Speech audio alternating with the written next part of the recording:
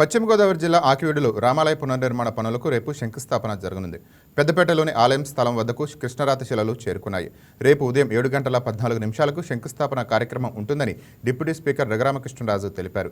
శంకుస్థాపన సందర్భంగా ఎలాంటి వివాదాలు, ఉద్రిక్త పరిస్థితులు తలెత్తకుండా పోలీసులు భారీ భద్రత ఏర్పాటు చేశారు. రామాలయ నిర్మాణానికి ఇప్పటివరకు ₹1 కోటి విరాళాల రూపంలో అందాయని డిప్యూటీ స్పీకర్ రఘురామకృష్ణరాజు తెలిపారు.